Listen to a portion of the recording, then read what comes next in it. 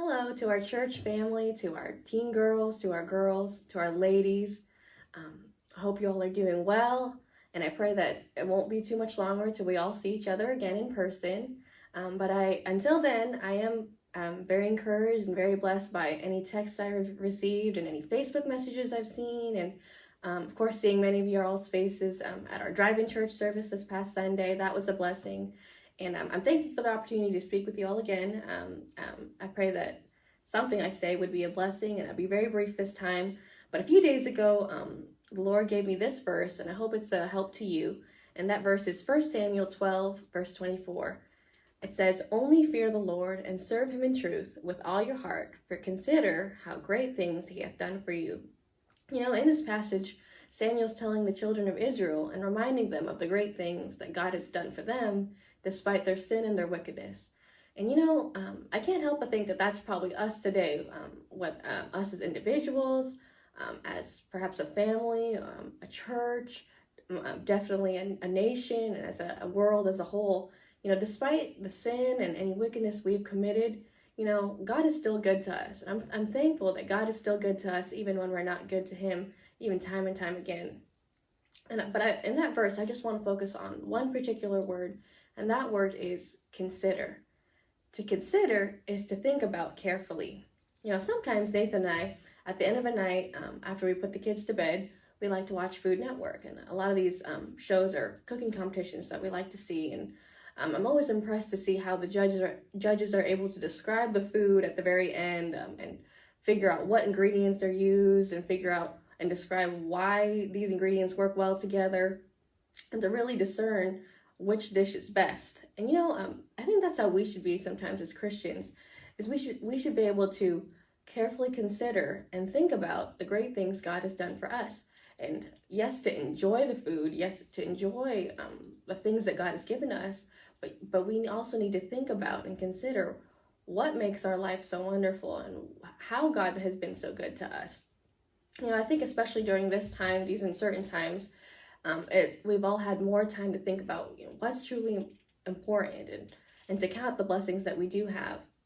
With it being Easter week this week, I thought it'd be really appropriate to consider the greatest thing that God has given to us, and that is salvation. If heaven were the only thing that God gave us, which it's not, and God did give us heaven for free, we'd still be very blessed. We don't deserve heaven, yet he still gave that to us. I encourage you this week, to our church family, to remember the day that you got saved. For me, it was January 16th, 2005, and I was at the back of our church auditorium at North Valley Baptist Church in Santa Clara, California. And for you, maybe you don't remember every detail, or you don't remember exactly what you said, or exactly where you were, or whatever date it was. But I hope you do remember what you did, and the feeling of peace and joy from the Lord that you received after that moment. Let's not forget the day that we got saved. And another thing, let's not forget to consider what Christ did for us on the cross. Even with this quarantine and social distancing, and of course the coronavirus itself going on, I'm definitely not making light of the situation, but Christ died for us on the cross, and that's that his suffering on the cross, no one else will ever suffer more than he did on the cross. And let's not forget that. 3 years ago, this past January, Nathan and I actually had the opportunity to go to Israel on a trip, and it was an amazing trip.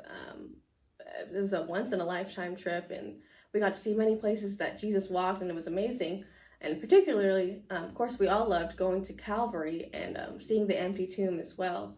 And while we were there, one of the preachers that traveled on the trip with us said this phrase: "There are only two kinds of people in the world: those who know Christ, and those who love him if they knew him."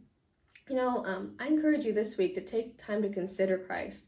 Remember what he's done for us on the cross, and get to know him and tell others about him. Because if you do know him, you would love him. And I think you'd find that we have so much to be thankful for, even beyond salvation. And if you're listening right now and you don't know for sure if you're going to heaven, and you don't have that gift of salvation. It is free and it is for you. I encourage you today to trust Jesus to take you to heaven one day. And if you have any questions and if you need help in doing that, our church office is open, and you can definitely give us a call and we can help you with that. To our church family, I just want to encourage you this week, being Easter week, to consider how great things God has done for you. This week, let's take the time to think about what Christ did for us on the cross and think about the many blessings he's given to us since then. I believe that if we keep these thoughts in mind, that not just during Easter time, but all the time, I think we'd all be a little bit more grateful and a little bit more joyful despite the current situation we're in and despite anything that we're gonna face in the future. I think we'd all be a little bit more joyful and more grateful. And thank you again for listening. I hope you all have a blessed day.